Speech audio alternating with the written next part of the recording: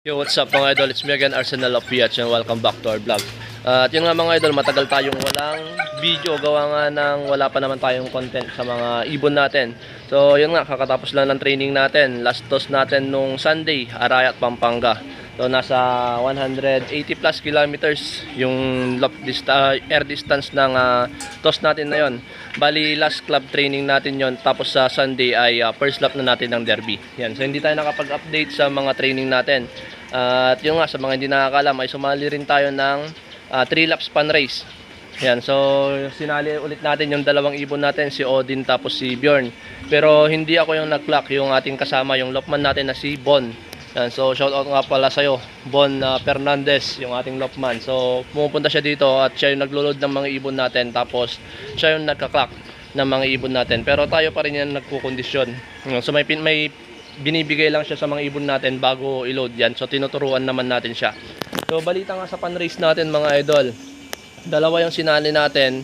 At yun nga, si Bjorn yung sinali natin, tapos si Odin. At naka 7th overall champion naman tayo kay Bjorn mga idol. So pangalawang south na niya to, same din ni Odin. Pero si Odin mga idol, maaga silang dumadating pero hindi agad sila napapapasok ng lopman natin. Gawa nga ng siguro natatakot sila o naninibago. Pero ganun pa man mga idol, 7 overall pa rin ng champion si Bjorn, yung ating white flight. Yan, so natatandaan nyo, 2 beses din to sa north, sa Pagudpod. Yan, kinarera na natin din siya doon. Tapos dito sa south, pangalawang beses din niya. So yung 3 old bird natin ay nakapag-south na dati. Yung isang old bird natin, yun yung first time niya ngayon. So sa young bird naman natin mga idol, naalala nyo dati, 3 yung sinimulan natin na isali sa club training. At ngayon mga idol, 2 na lang yung natira kasi nawalan tayo ng isa. So all in all mga idol, 7 yung training natin na sa club training, nawalan tayo ng isa hanggang nung Sunday. Yan, so nawala lang naman yun sa Rosario, malapit lang naman. So far meron pa tayong 2 young bird.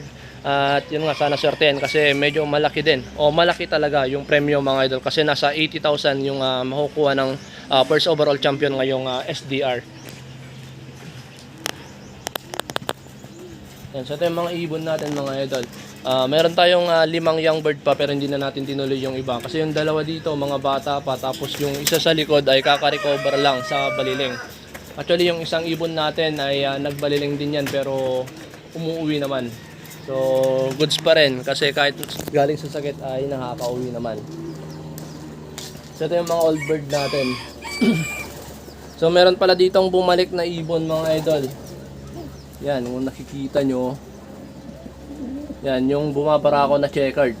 So yan, nabili na yan dati sa atin, may kumuha yan, kaso hindi ko matandaan kung sino. Yan, so kung nanonood ka, puntahan mo na lang dito yung ibon mo.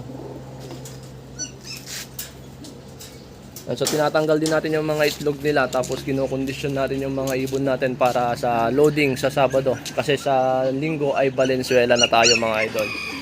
So yan, dito muna natin tatapusin yung update natin sa mga ibon natin mga idol. Abang-abang na lang sa derby kung ano yung mga i-upload natin ng videos, tapos ano yung mga magiging update dito sa ating lot. Peace out mga idol.